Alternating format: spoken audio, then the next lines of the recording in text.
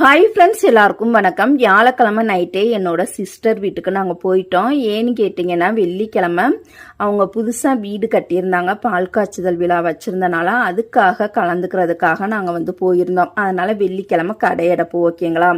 ஆனால் வெள்ளிக்கிழமை மதியானத்துலேருந்தே பார்த்தீங்கன்னா ஒவ்வொரு கஸ்டமராக ஃபோன் பண்ணி எங்கள் துணி ரெடி ஆயிடுச்சா, தச்சிட்டிங்களா அப்படின்னு எத்தனை 7-8 கஸ்டமர் ஃபோன் பண்ணிட்டாங்க. அவங்க படுத்துகிற பாட்டுக்கே பார்த்தீங்கன்னா நம்மளுக்கு விசேஷத்தை நல்லபடியாக கொண்டாடவே முடியாது. அந்த அளவுக்கு படுத்தி எடுத்துட்டாங்க. வீட்டிலனா கூட நம்ம சமாளிச்சிடலாம். ஏன்னா வீட்டில் நம்மளுக்கு ரெகுலர் கஸ்டமர் மட்டும்தான் வருவாங்க. ஆனால் இப்போ கடைக்கு போகணுனால பார்த்தீங்கன்னா நிறைய கஸ்டமர், ஒரு கஸ்டமருக்கு தச்சு முடிக்கிறவங்களாட்டே அடுத்த கஸ்டமர் ஃபோன் பண்ணிடுவாங்க, அதுக்கு அடுத்த கஸ்டமர் ஃபோன் பண்ணிடுவாங்க. ஒரே நேரத்திலே பார்த்தீங்கன்னா 7 கஸ்டமர் ஃபோன் பண்ணிட்டாங்க. இந்த 7 பேருக்குமே பார்த்தீங்கன்னா ஞாயிற்றுக்கிழமை தான் வேணுமா.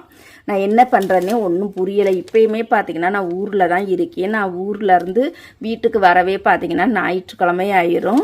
இந்த 8 பேருமே பார்த்தீங்கன்னா அர்ஜெண்டாக கேட்டுக்கிட்டு இருக்காங்க. 8 பேர்த்துக்கும் ஒரே நாளில் நான் எப்படி தைக்க முடியும், கொஞ்சம் யோசித்து பாருங்கள். ஞாயிற்றுக்கிழமை எத்தனை கஸ்டமர் இருக்குங்க நம்மளால தைக்க முடியும்? ஏதாவது ஒரு கஸ்டமர் 2 கஸ்டமருக்கு தான் நம்மளால முடியும்.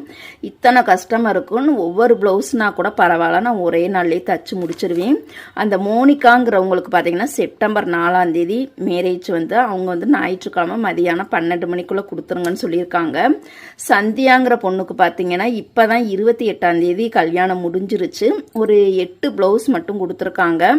அன்னைக்கே என்னால் 8 ப்ளவுஸ் கொடுக்க முடியாதனால ஒரு 3 ப்ளவுஸ் அல்லது 4 ப்ளவுஸ் ஆச்சு ரெடி பண்ணி வைங்க, நான் ஞாயிற்றுக்கிழமை வாங்கிக்கிறேன் அப்படின்னு சொல்லியிருக்காங்க. ஆனால் இவங்களுக்கு நான் 2 தான் தச்சு வச்சிருக்கேன், இன்னும் 2 தைக்கணும்.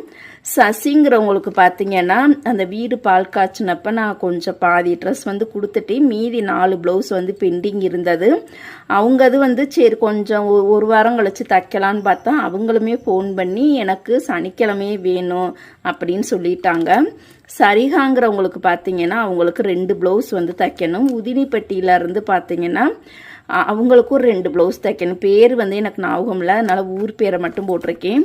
ஜோதிகாங்கிற பொண்ணுக்கும் பார்த்தீங்கன்னா செப்டம்பர் 4ஆம் தேதி கல்யாணம். அவங்க சாம்பிளுக்காக ஒரு ப்ளவுஸ் என்கிட்ட தைக்க கொடுத்துருந்தாங்க. அவங்க கொடுத்து 10 நாள் ஆயிடுச்சு. என்னால் அவங்க கேட்ட டயத்துக்கு கொடுக்க முடியல. அப்போ அர்ஜென்ட் ஒர்க்காக நான் தச்சுக்கிட்டு இருந்தேன். இவங்களுக்குமே ஞாயிற்றுக்கிழமை கேட்டிருக்காங்க. அப்புறமா ஒரு சுடிதார் ஒருத்தவங்க கொடுத்துருந்தாங்க தைக்கிறதுக்கு. அவங்களுடைய நேம் எனக்கு சரியாக தெரியலை. இவங்களுமே பார்த்தீங்கன்னா திங்கக்கிழமை கேட்டிருக்காங்க. ஞாயிற்றுக்கிழமை தைச்சாதான் நான் திங்கக்கிழமை கொடுக்க முடியும்.